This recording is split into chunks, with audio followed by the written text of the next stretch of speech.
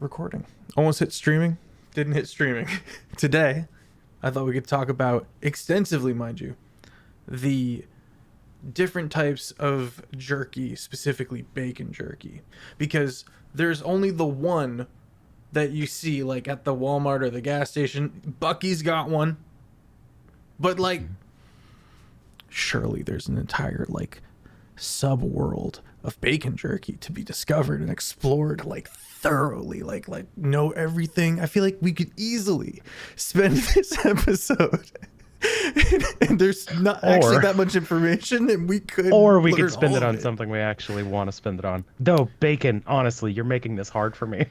But no, let's not talk about bacon. D&D as usual then. D&D as usual. Okay.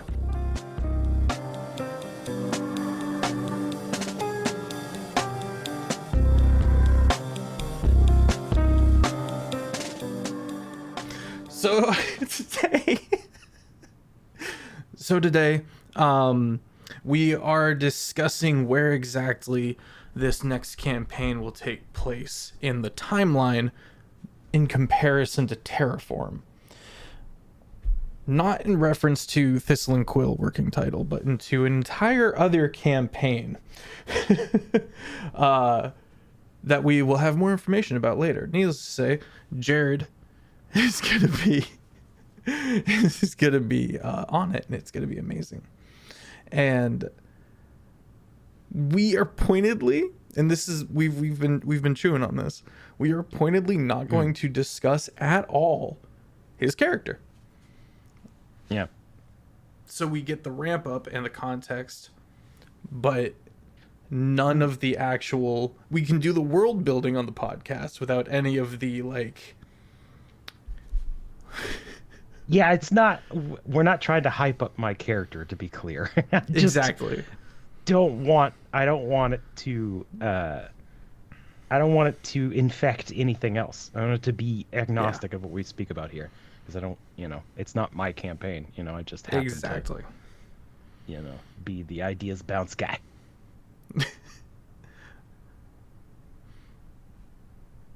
The beginning of the campaign's timeline can either start with a holy war being the setting, or could be much more its status quo, a little farther back in time, to where things are relatively at peace. I mean, my gut feeling on this is, unless specifically the ramp up is important to the rest of it, just start with the action. Just start with the action. Even if the war is currently active, it's not like we have to start on the front lines, right? Wars can always be happening 3 cities over, which is much like what is happening in Terraform. Sure. Yeah, I mean, we can be relatively at peace with the war happening at the same time. At peace in the present, like not at political peace, but like, we're not on active duty at this very moment. Even if characters are soldiers, or specifically, maybe they could easily be stationed at a town that's like a supply chain town, that is defended but not actively being assaulted. There's so much you can do. And still have access to the soldier background or noble background. You could tie in a lot of different things there, without, like in Terraform, having to be on the front line. And you can perceive that as just like personal character values, which is not stuff we're going to talk about. We're going to talk about the world setting. Philosophical. More directly, though, with the churches at war, we have a lot of stress on the functions of society, the specific management and workforce on things like morgues, which were predominantly run by the Church of Death. And Sure. Sounds like something they should do. a lot of the clerics are like, what, like looking around and seeing everything's putting on their armor, picking up their hammer and heading out, and everyone's like, who's gonna bury all these people, And because there's an entire pantheon that does things like the morgue or prison, there's a lot of structural stress on the kingdoms as a whole. The infrastructure is only the infirm, basically. All the able-bodied went off to war. It's classic World War II. How can we explore what that would look like in the setting for I mean, I kind of feel like having like a list of specifics we could just generate like, I mean, you mentioned specifically the morgues. I mean, that looks like spillover into hospitals. That looks like corpse piles. Yeah, I was gonna say Honestly. eventually it's corpse piles. Yeah. So we have corpse guy. We have corpse guy NPCs now. No, it makes sense. There's I mean, yeah. I mean, it kind of depends. You think of corpse piles as like, that's usually like a plague or a pandemic thing. So unless there's like an accelerated level of dead people, then that's when you get the corpse. But if it's just like the death rate hasn't changed for a town, it just looks like a really tired old guy. And like funerals take a while. So there's a line at the funeral home. Just, One of the other things that the Church of Death specifically has a monopoly on is the like teleporting networks. Oh, okay. That's interesting. Yeah. If you don't pop out the other side, we can process your funeral right then and there. We've got your name on a paper already. So the nobility as a whole really don't want to be involved because they're pressured not to be involved. In the Holy War? Yes. Because it gets a Interesting. lot of more powerful people involved that they don't want snooping around. Does it, in this case, I mean, generally, churches are run on donations, right? And usually that's kind of the opposite of what they want, is they want as much nobility to be there as possible, because then they get more money. Right. Because, so to have the nobility specifically be expelled, I don't know what like pressured to not participate is interesting, and I wonder why.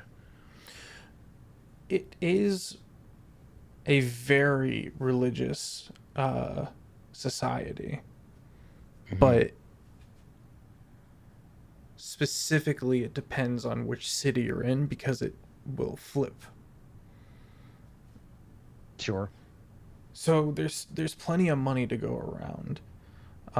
It is like a high fantasy setting, to a certain degree. It's not like everyone's getting revived and not all needs are met, but there's flying ships and dragon riders and just a lot of And high level capability. yeah, like direct communication to deities, right? As well, to some degree, depending on the specific. Depending on One. the deity. Yeah. So yeah, all right. Yeah, not really super analogous to real world of the time. Yeah. The deities are shaped by worship and perception, much like the Sure. Terry Pratchett Discworld style. But there's also a spectrum of humanistic to abstract in their minds, depending on which one you pick, is how they're seen and perceived, how able they're titles are to be characterized. Sorry, terrible grammar. Has an effect on their amount of communication with you, because Sure. Yeah. Death, for example, does not need to communicate with anyone. People still die. if he's dead, people are still gonna die, and that's the reality of that. And so he doesn't fucking bother for eternity. So he's just abstract in how he chooses to communicate and stuff like that. Same with life. Like the risk of a tangent. Please. I find it interesting that because death is such a self-evident concept, that it would have multiple like personas. Because So everyone thinks of it already, so they all sort of inform the iconography. Like, this culture thinks of death in this way, so that's how death is perceived by them. So that's how death presents to them. we've actually done something similar to that in Bayonet, because that is a tangent. You're right. Yeah, it is a tangent. So I'm just gonna leave that hanging, and we can move on. A powerful entity changed its nature.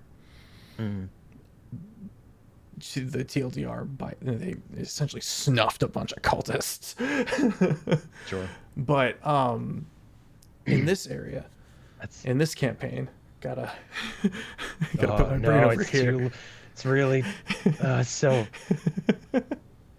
You could, especially in a situation like that, you could absolutely game that. Like, you could use that on purpose if you wanted to. Like, if a new deity was starting to present itself, like in this case, it's relatively small, like, worship base, you could just murder them and then project your own thoughts onto that, and then basically start your own. You just spawn deities this way. Anyway. Kinda. Yes. Yeah. And it's been revealed that the sovereign, the Strahd of Bayonet, is doing so. Yeah, I mean, and just wielding them, like, and just turning, like, Uruk-haiing the elves or however. Sure. Doing terrible, horrible things, making them even worse and more terrifying and powerful and feral. But you need to be really juiced to have that level of oomph. Sure. On a large scale. So anyway, Holy Wars.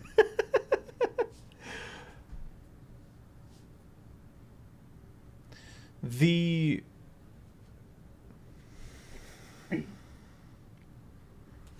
war is very much a backdrop. The land has anywhere from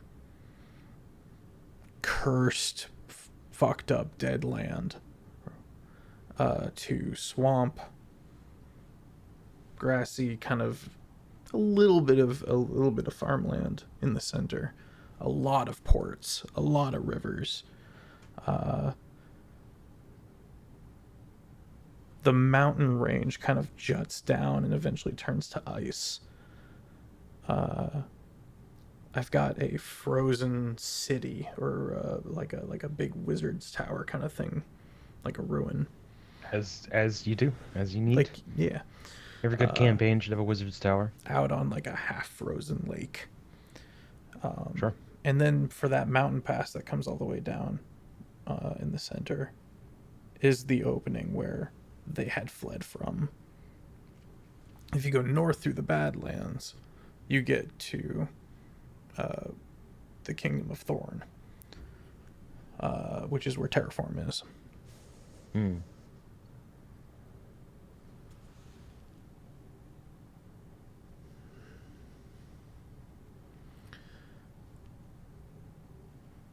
I don't know where to go next on what's important for building an entire setting.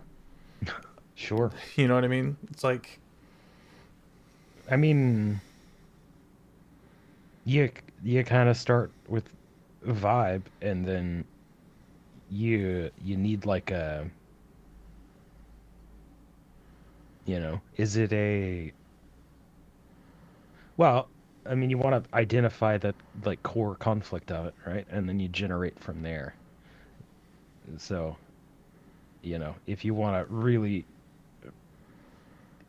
emphasize the holy war aspect, then it probably, it kind of tells you what kind of politics you need. It kind of tells you what kind of like scale for the conflict, or if you want to do like the ripple consequences of the holy war, you kind of like pull the scale back a little bit, because you're doing like, this battle cost this town this sort of resource, and then you want to generate a specific town for that, or so you want, so makes it sense. kind of depends on what direction we want to go, I had the idea of having a within the nobility, House Toil, a origin of once they had gotten to these port cities and got them established, a culture of pirate turned legit. Sure. And so there's marauders and privateers and real scum that have a few cities out in out on some islands, Sure. kind of established, or have moved into a ruin of a long abandoned like ancient city. Yeah, I think of the one from Pirates. I don't know if I want to do like a pieces of eight government system though. Oh, is that also Pirates? I don't remember that much. It's, I brought it up, and I don't, sorry. I don't, I don't remember the deep lore. The governance of pirates in Hollywood, I feel like, could use a fresh take. Oh, sure. I mean, Not it's necessarily just like the captain on the ship, but like their larger circle of alliance has always it's just gangs on boats, right? I mean, basically. kind of, yeah, but yeah, I mean, ultimately Instead of the streets of New York, it's open waters, international waters. all right. But I mean, there's an opportunity to, usually when you try to attach like a religion to, the ne'er-do-wells, it's always like your secret 13ths, or that, and it's Ooh. generally fairly like individualistic, right? Each thief has kind of their own, they have their own relationship. It's very like individual. Yeah. But I mean, what if it weren't? What if it was more organized? It would probably still need to be kind of disparate, but What if it was one of the 12 that was lying? Okay. Expand. The god Despair has... This is the whole, like, purpose of the Holy War, so everyone knows at least the dogma and the belief in the communication from the gods. Is that Despair, has completely turned on everyone else and has focused their power here. There was a mass exodus, and all the other gods are teamed up and just slow killing him. All right. But it is taking longer than one would think. I don't Sure. really have exactly why or anything like that, but that will be plot. I mean, ideas are some of the hardest things to kill, Right. you know? Like, it's, you know, Especially if despair is like pretending to be the universal. secret 13th. Hmm. I mean, I was gonna say, I mean, despair is easy to find. Like, I mean, Yeah. so it's one of those that will exist no matter what. Like, you can't kill it. There's no. Yeah. And it's relatively abstract. Sure. There are two twin trinities, Yeah. and they didn't used to be trinities. There was always a pairing of opposites, but the trinities are, I say new, but a couple thousand years, I think, give or take. I'd have to double check that, but it can't be more than like 500, or it Mhm. can't be less than 500. One of them, well, no, I can't say that either. This is a tricky topic. This is a maybe we should just pivot. Yeah, maybe. Maybe. That's maybe unsatisfying for a listener, but you know, Maybe we we don't have to talk about secret. We can just redirect back to the pirates. You know, oh, true. we don't have to expand on the deep lore about, you know. Mm-hmm. The open oceans are famously terrifying as far as sea monsters go. Sure. Like, fleets are required, like in mass armies of armored hulls and mortar. Just horrific. And not even like necessarily kaiju shit. Like, sometimes it's just like a swath of oily shadow tentacles just start death touching. It's Sure. terrifying. Mm. Which means pirates will have to stay relatively close to shore, or within shallow corals or island areas and stuff like that. What are some hazards a pirate ship, a captain need be concerned about I mean, because he has to stay so close to rocks shores? is the primary and most obvious one. Rocks. Being Rocks. tracked easily.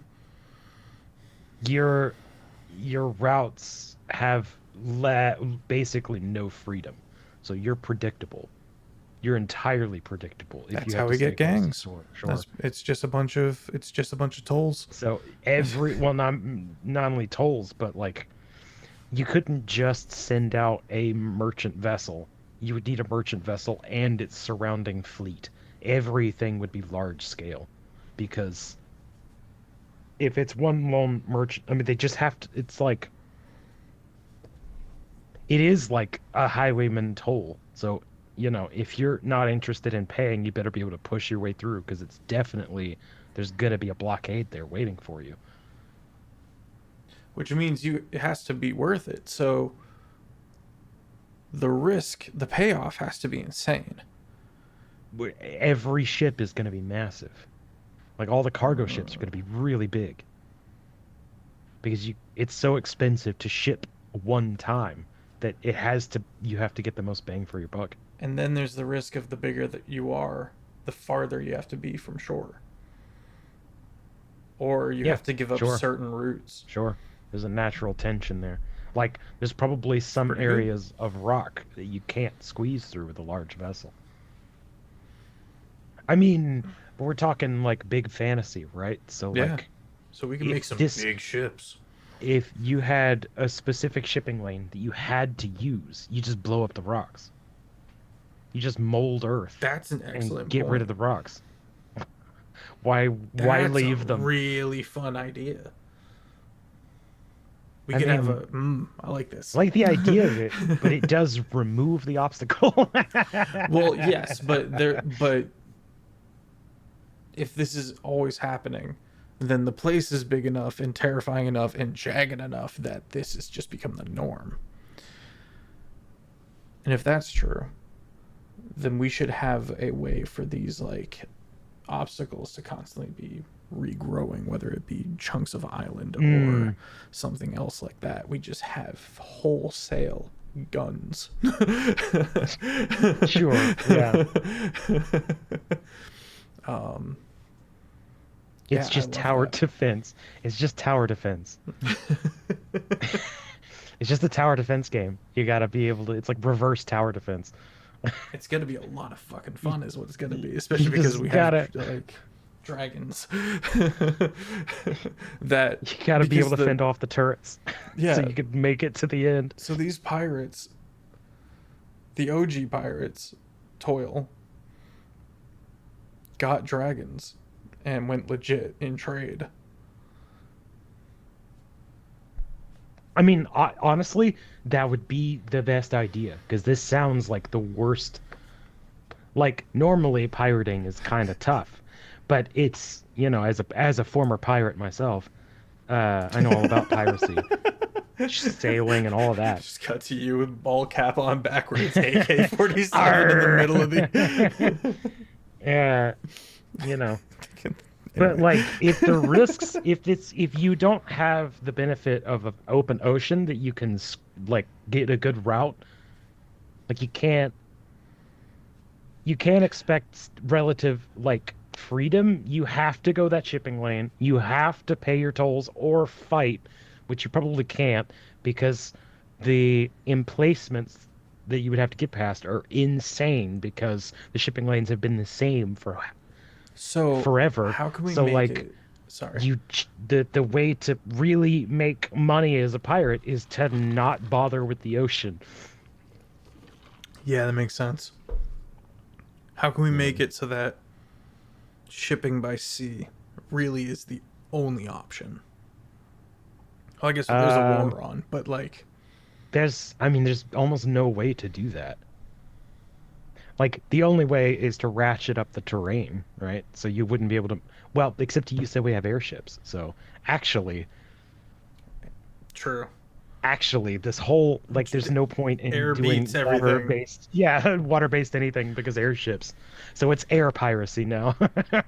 What if? And that is the most three-dimensional space possible. So What if Toil did not have artificers? Because up until recently, okay. it's just been the elves. Up until like a year ago. I want In to which say, I can't case, remember. Might be like 3 years. dragons would be the primary thing you would want on your side for air shipping. Where we want dragons to be. That's actually we.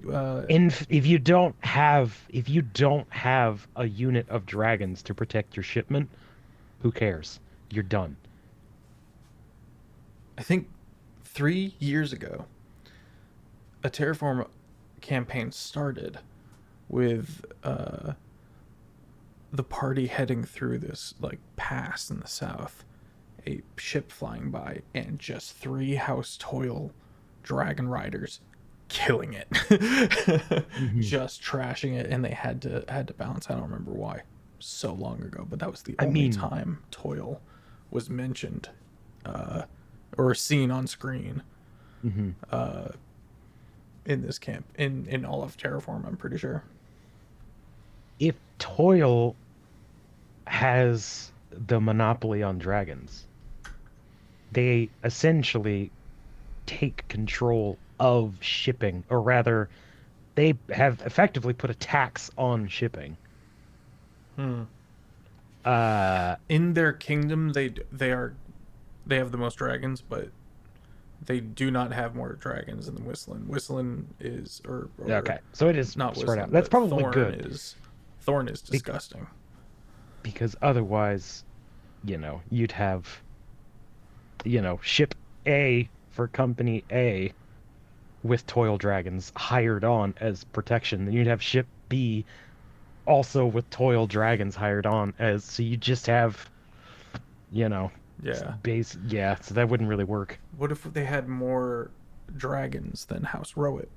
Because House Sure, Rowett yeah. being the horde, at the time, were so heavily affiliated with giants that it didn't naturally occur, nor was the opportunity arising because that was on the other side of the continent where the dragons invaded from. So Mm, while House Toil is the smallest of the three big, countries of Whistling, not including the hmm. elves, uh, they have more dragons and they have that Right. advantage on Rowett. Sure. That makes sense.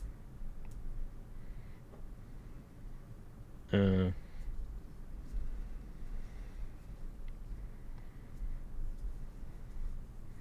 Rowett has undergone immense change and has things that are, I would call, similar to the KGB.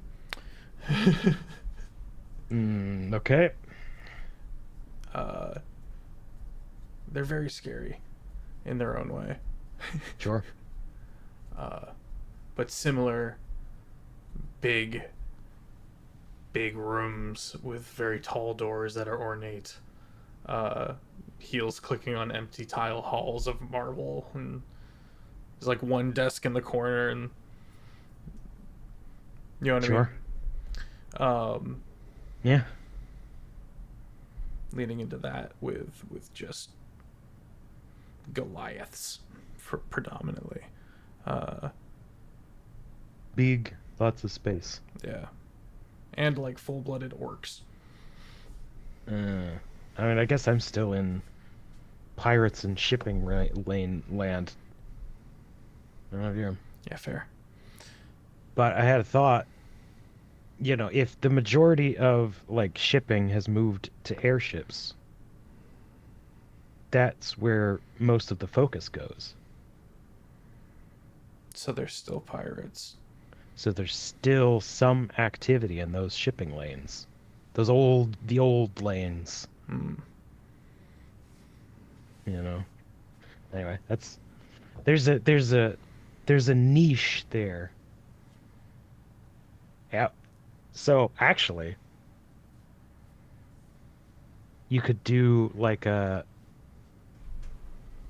the the like toll bits have been there for such a long time. They're old and kind of decrepit. They're not as dangerous, though they are still dangerous. So you would have, instead of like big lumbering things, you would Mm-hmm. actually have small and fast Ooh. to slip past, to work your way through and just not get shot in the first place.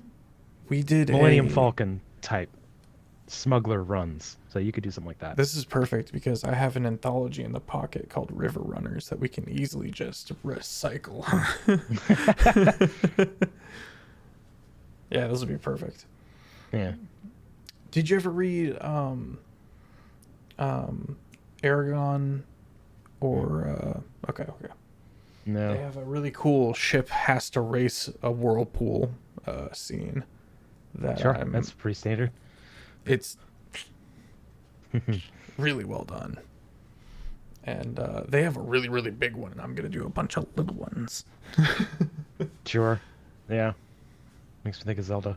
And then every time the tide changes, just the whole place switches. That's like, you got to be in specific spots to make it out of that. You'd have Or old just be guys dashed on the rocks. who have just been on the pools their whole life. I know the routes, kinda. That'll be fun. Not like old Bill. He doesn't know him. He's getting old. You want old Jerry. He knows all the routes. Hire me on your little skiff runner. So they're like blitzing from spot to spot, and then their mortar is just like shelling stuff as they get more information of the immediate surroundings and how things have changed and stuff like that, and changing the pivot of all of the currents just a little bit, and it all like fractures, and then they'd sit there and go that way. Yeah. Yeah, that's fun. Yeah. I like it. I wanted to finish that off. Where did you try to pivot to? I've already forgotten. I honestly tangented.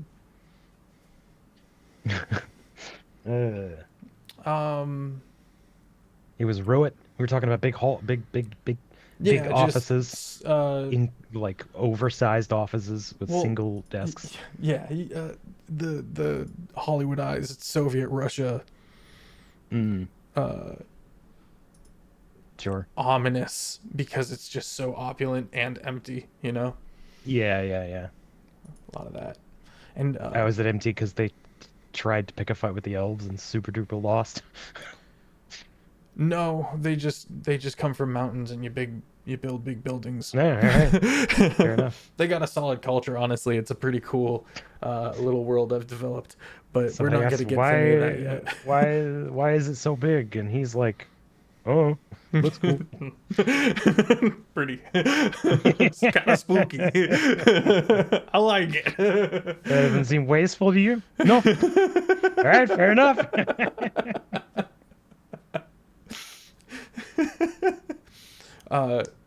They Got the have space. mint colored grass. Sure. Pale trees, like pale lavenders and pale other shades. Because I keep doing lavender and pink, so I got to do like a mix this time.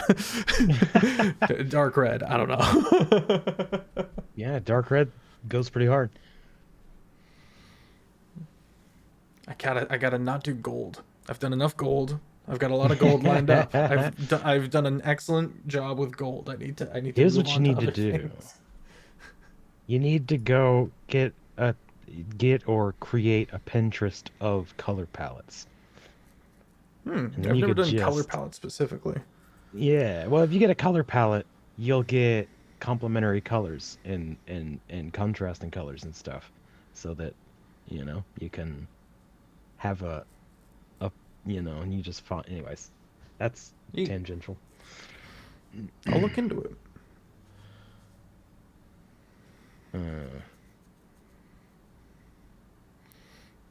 All right. The military of the war are not large, like, regiments. Mm-hmm. It's a lot of like, here's 60 motherfuckers. They're gonna fight this 70 motherfuckers, and they're all paladins who can fly and cast and they're all mean. They're all here to kill, and they all mean Small-scale it. nasties. They're all being told by God, by the God they worship, go kill Yeah. that guy. Which is why the death of the Stormfather is so prominent, is because that church was the strongest in military and never got the okay to go to war because their god's dead. Right. And so they just have it's just been this total pivot, just that little bit more in Despair's favor. Their tactics would be kind of different, mixing smaller scale like forces and higher scale magic is kind of wild. Because like if it's like 60 dudes that you expect to be marching, like you just get your wizard and have them cast Meteor Storm, right? Mm-hmm. So they would have to move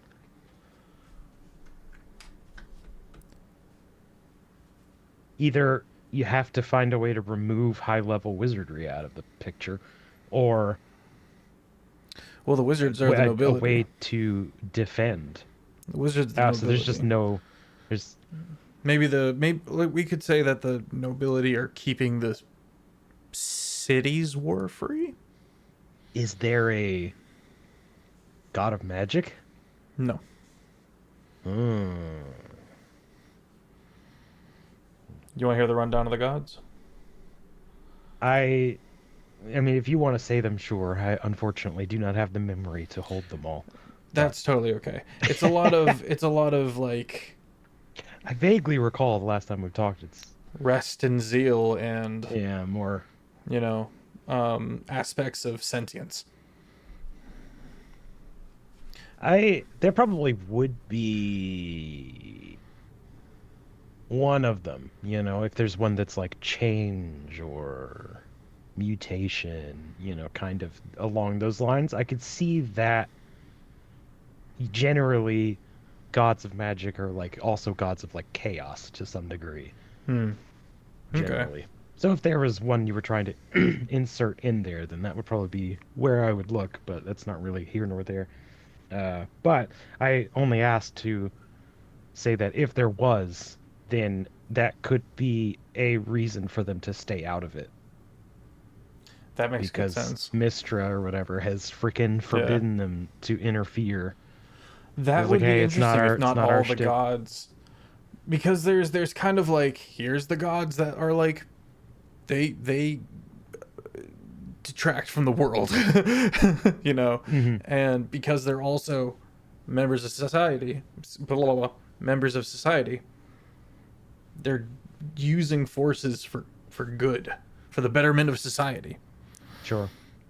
Uh, but the ones of like, you know, rest, and remember, they do not have any martial prowess Yeah, I mean, to what's the their point? name Yeah. overall by They're comparison, safe spaces, but they're basically. just as rich. Sure. They're just as important, and so they would have some really juiced, you know, they got the best magic items. They got, you know, everything that their church was able to get their hands on. The Church of Rest is just day spas. It's just saunas and facials and massages. We have done a coral gardens. Yeah, there would be gardens. Mm-hmm. Yeah. We also discovered that there were secret tucked away, I don't want to call them churches, but like We call them cults. no, like buildings, like hideouts, but they Sure. were, you know, unknown unless you were part of the church of whatever the fuck and a member of whatever clan, you know, Hmm. in the sect or whatever. Uh, but the Church of Death just had all these secret tombs, and it's just full of petrified people. Hmm. Hmm. And to save space, eventually it became just all the heads or the arm of, or, you know, and it's labeled because, hey, you can bring a person back, you can do Yeah, that with, if you got enough juice. yeah. And so there's also extensive ledgers of why you might want to bring this person back in the emergency of, in the case of, you know, X. And so these And over here these is Walt Disney. yeah, well, so in this time, the Church of Death is taking people out of the freezer, Sure.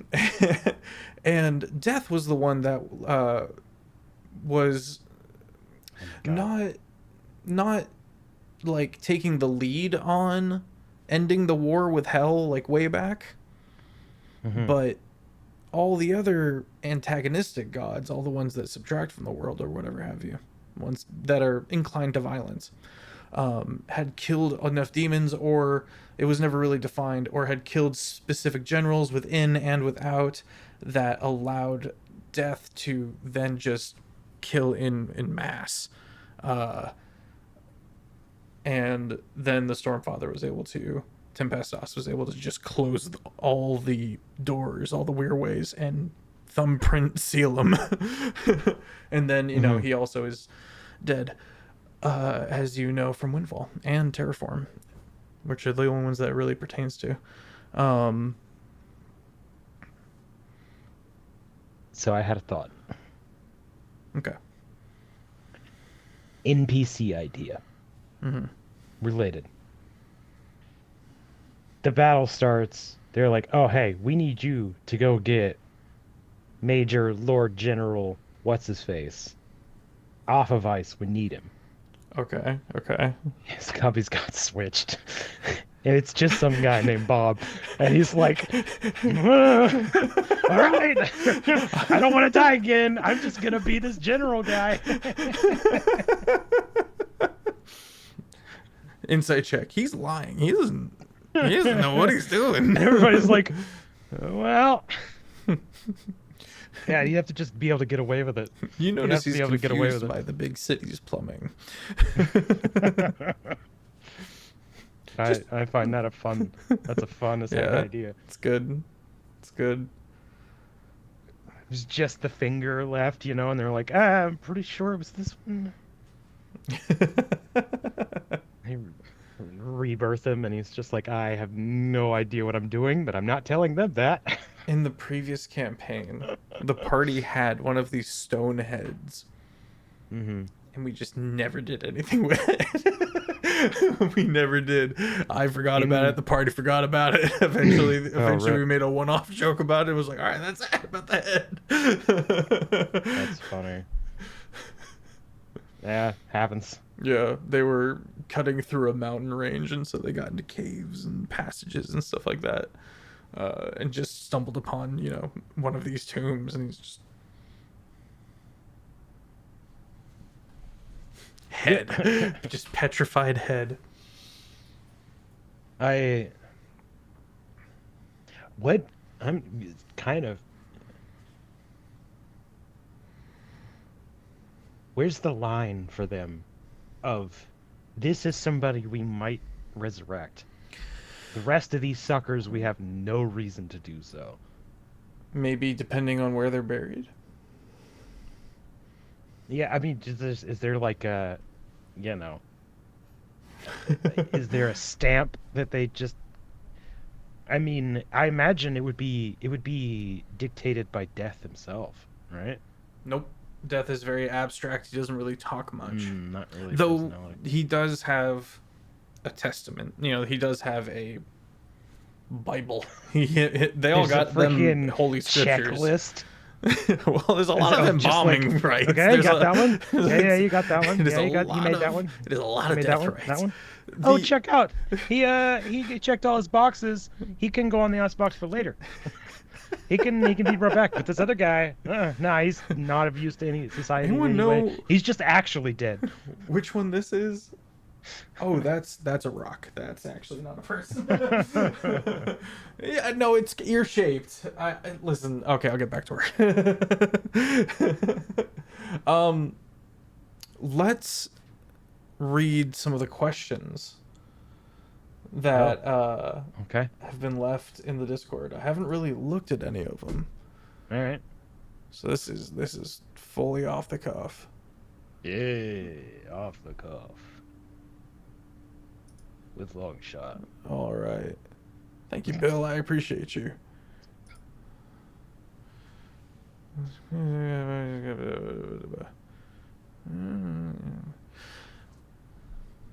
Okay, this is about the Feywild. Okay. In the last episode of Insight Check, you discussed how the thought of the individual was not a thing in the day court, while the summer court had a more Western capitalist society. Okay. Could there have been a square event? Oh. Got you. Yeah, what platforms do you want to post this on, by the way? I mean, in my defense, they had blurred this out. I didn't fully know what it was until I said square and went, oh, it's that. It's that. It's that. That has caused the divide between the day and the summer court. I don't think it would have ever gotten to this point in recent millennia due to a lot of external enemies and a lot of external forces. There's a lot less of them across the board.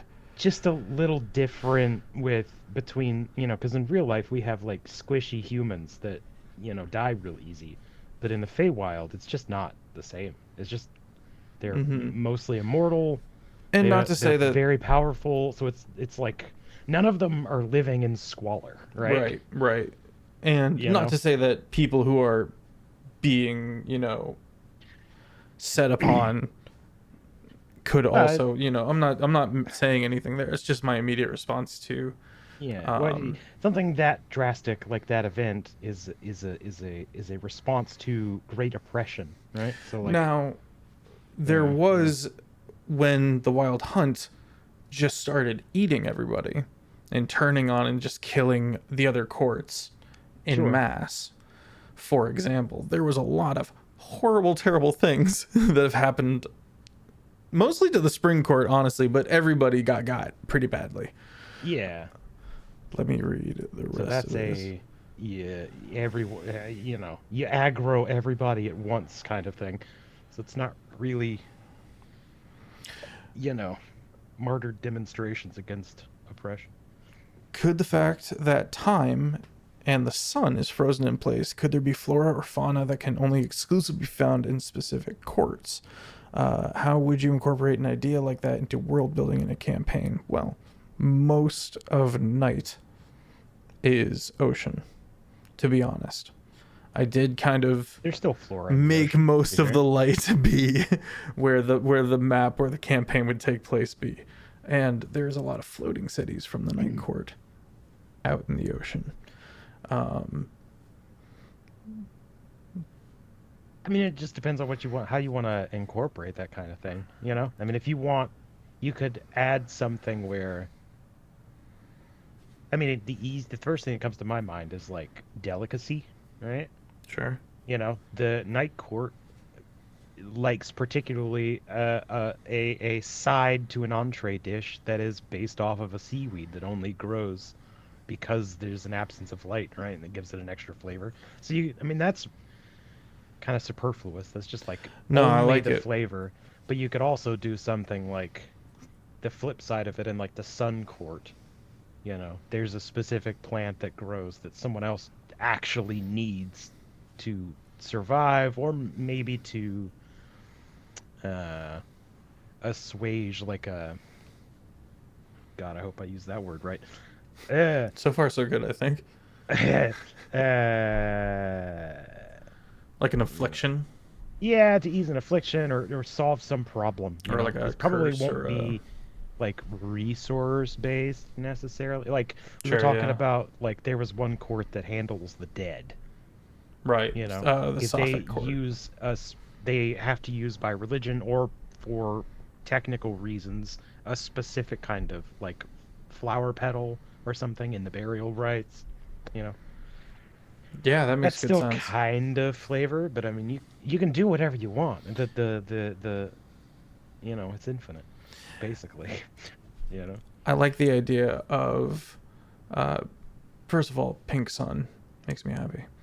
I like the idea of a scampering creature uh, that pointedly flits from shadow to shadow, but can't go too far daywards, can't go too far nightwards because it's a scamper boyo, and it's just learned shadow to shadow. Hmm. And when it's in total darkness for some reason, it's at a disadvantage as well. I don't know what that would It's look like like though. I don't know how I would debuff this thing to be cooked so that it has to stay in the shadowy it areas. feeds on sunlight, Okay. but burns really easily. Brutal. There you go. That's good. Let's see. I remember a time when the world building plan narrative was sidelined by your player's choices. Can you remember a time where your world building or planned narrative was sidelined by your player's choices? How do you pivot effectively when the party functionally changes the way the fantasy world you nurtured works? I mean, The it happens all the time. I was gonna say the real question is, can you count the times, or how? I Like, I is there a time that it rarely. hasn't happened? Yeah, to be fair, I'm rarely, because of the way I approach it, I'm really thrown off for long on Yeah, I mean, a direction or concept, and so I yeah, lean on the improv. yeah, like for a book, you craft a room around a person, right? Mm-hmm. And you only need that room, and then you hint at the rest of the house, right? But Mm-hmm. in D&D, you got to make the house first. Yeah. You got to make some amount of house. It may not be a fully built, all the wiring is in place, up to code house. But Mm-hmm. you know vaguely where the walls are. You know how many rooms there are, and then you build the room, and then so when they move into the other room, you're like, well, I already know the layout of the house, so I just make that room as well. Even if it's not the room that you wanted to do in the start. Absolutely. What a what an Uh, analogy. I don't know how to. I mean, I can expound upon it endlessly, but Sure. what is the party trying to accomplish, and how are you going to help them do that? Because Yeah. you have to render. Your job as DM is to like construct forward in all things, in how the party moves into a space, how the party affects or is affected by the plot in any given moment. You know, there's so much that you are like juggling, and it's a lot of like, that's a weird idea, what can I tie this to Hmm. in the big scheme of things, and coming up with the connection has to be good, not like it makes sense just because I can easily do it. You have to like verify and check that, okay, it has to, but it also has to have the sauce in some kind of way, shape, or form. How is the party going to be intrigued by this? How is the party going to be able to understand this clearly? How is this pertain to what I think this is all heading towards?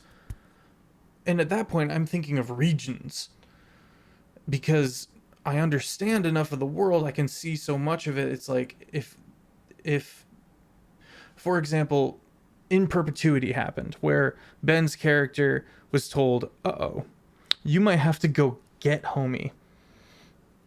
I didn't know if he was gonna actually just go to be like, "All right, well,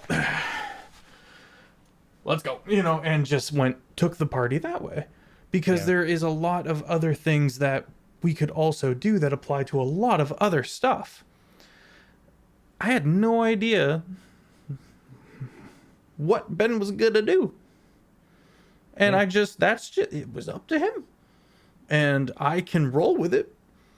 And I can, once I know I'm going this way, take all of the stuff I was going to pertain to in these regions and try to connect them to that in some way, shape, and form. And so I guess, like, to be cheeky, Gandalf said, don't prep too far forward. Look ahead. But